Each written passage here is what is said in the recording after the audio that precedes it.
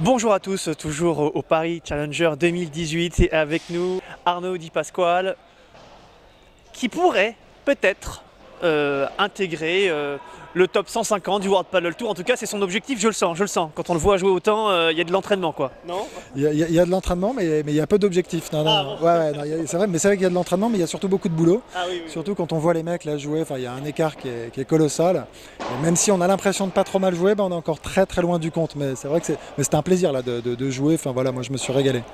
Et alors justement, quel retour d'expérience tu peux avoir? Tu as participé avec Dimitri Huet au qualif du World Padel Tour, du Challenger. Vous avez rencontré quand même des joueurs costauds.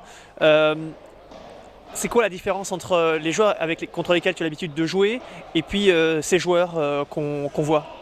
La différence, c'est qu'ils jouent quand même encore plus que nous. J'ai l'impression que je sais pas si c'est leur métier, leur vie ou quoi que ce soit, mais en tout cas, c'est qu'ils paniquent jamais. C'est en défense, ça revient tout le temps.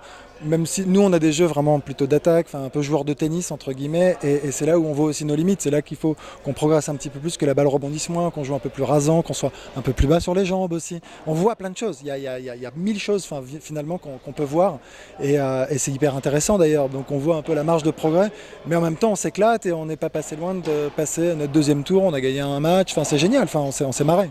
Et c'est pour ça que je me suis permis d'introduire comme ça. Il y avait peut-être un peu d'ironie, mais pas tant que ça, puisque finalement, vous êtes aujourd'hui, vous faites partie du top 50 français, je pense, 40, 50 français, en assez peu de temps, avec Arnaud Clément. La marge de progression, la main, elle est là également. Et vous êtes quand même, oui, vous aimez ça, mais il y a aussi, vous aimez un petit peu la compétition. On le voit sur le terrain que vous aimez ça parce que ça vous booste un peu le moteur. Vous dites pas, tiens, on voit quelques Français tenter l'aventure en Espagne, on en voit quelques autres qui ont ça dans l'esprit. Et vous, pourquoi pas, pour le fun? Mais non, mais nous vraiment c'est pour le fun, voilà, et ça s'arrête au fun. On est content, ouais, on en joue quelques-uns parce qu'on a envie de se mesurer juste au meilleur français, c'est génial là. On a la chance en plus de pouvoir obtenir des wildcards de temps en temps, ce qui est génial. Et puis on passe quelques tours de temps en temps, et puis à un moment donné on joue contre plus fort que nous, mais c'est ce qui nous fait progresser. Mais en effet, on est rattrapé un petit peu par notre passé aussi de compétiteur. Et ouais, ça nous prend au trip et on se retrouve à serrer le poing, on se retrouve à avoir envie de gagner, on n'a pas envie de perdre, on est au taquet et c'est ce qui est sympa. Et on sort du match, on est super content qu'on ait gagné ou qu'on ait perdu. Mais voilà, c'est plus une ambiance, un état d'esprit, de retrouver, de jouer avec un copain aussi.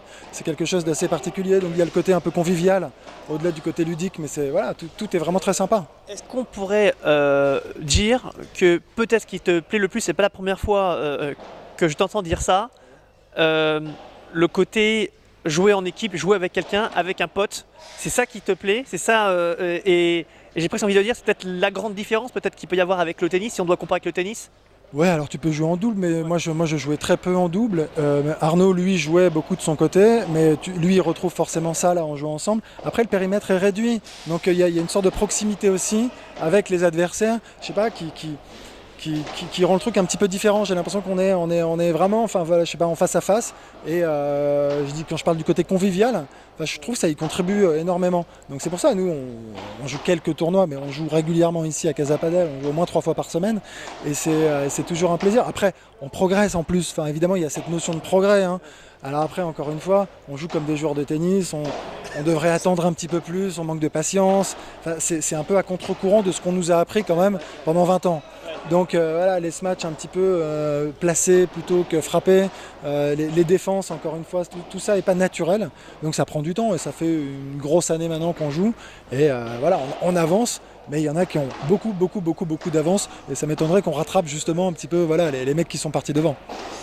Bon, eh bien, je crois que Arnaud a à peu près tout dit. Je voulais qu'il nous dise à l'antenne, oui, objectif World Padel Tour et le Master en décembre prochain, mais non, pour l'instant non. Étape par étape, on s'éclate et on verra ce qui se passera. Eh bien, c'était le mot de la fin. Merci Arnaud. Merci.